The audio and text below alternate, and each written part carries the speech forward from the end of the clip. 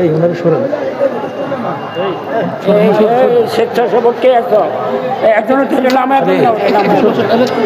আর ওনার সরান আরে ওরা সরেন ও উঠলো কেন আল্লাহুম্মা সাল্লি আলা সাইয়্যিদিনা মাওলানা মুহাম্মদ ওয়া আলা আলি সাইয়্যিদিনা মাওলানা। শিরিক শব্দের অর্থটা কি? শিরিক অর্থ হলো আইয়াজআলাল ইনসান মাআল্লাহি লিআহাদিন লা ইয়াকুনু ইল্লাল্লাহ। আল্লাহর সাথে এমন কিছু বিষয়কে সাব্যস্ত করা যেই বিষয়গুলো আল্লাহ ছাড়া অন্য কারো মধ্যে থাকতে পারে না। কথা বুঝে আসছে? ওই বৈশিষ্ট্যগুলো একমাত্র থাকতে পারে কার কাছে? আল্লাহর কাছে। ওই বৈশিষ্ট্যগুলো অন্য কারোর জন্য সাব্যস্ত করা, এটাকে বলা হয় শিরক। আল্লাহর এই জমিনের মধ্যে একজন বুজুর্গ বান্দা ছিলেন যাকে বলা হতো হযরত লুকমান আলাইহিস সালাম। এই লুকমান আলাইহিস সালাম তিনি হযরত আইয়ুব আলাইহিস সালামের খালাতো ভাই ছিলেন। কে ছিলেন? হযরত আইয়ুব আলাইহিস সালামের খালাতো ভাই। তিনি এই জমিনে 1000 বছর হায়াত পেয়েছেন। তাফসীর ইবনে কাসিরের মধ্যে এসেছে,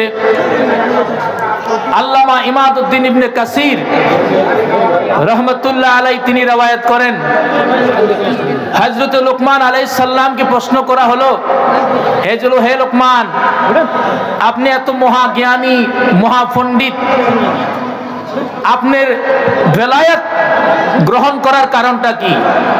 হযরত লুকমান আলাইহিস সালাম বললেন, দেখো আল্লাহ পাক আমাকে ইখতিয়ার দিয়েছিলেন যে লুকমান তুমি চাইলে নবুয়ত গ্রহণ করতে পারো, আবার তুমি চাইলে বেলায়েতও গ্রহণ করতে পারো। সুবহানাল্লাহ কন্যা। তখন হযরত লুকমান আলাইহিস সালাম তিনি নবুয়ত গ্রহণ না করে বেলায়েত গ্রহণ করেছেন। লুকমান আলাইহিস সালামকে প্রশ্ন করা হলো, আপনি নবুয়ত গ্রহণ না করে বেলায়েত কেন গ্রহণ করেছেন? তখন লুকমান আলাইহিস সালাম বললেন, আল্লাহ পাক যদি আমাকে স্বেচ্ছায় নবুয়ত দিতেন আমি গ্রহণ করতাম, যেহেতু আমাকে স্বেচ্ছায় দেয় নাই, আমাকে এখতিয়ার দেওয়া হয়েছিল। আর বুজুর্গদের একটা বৈশিষ্ট্য হলো তারা সব সময় নিজেকে ছোট করে দেখে, কখনো বড় করে দেখে না।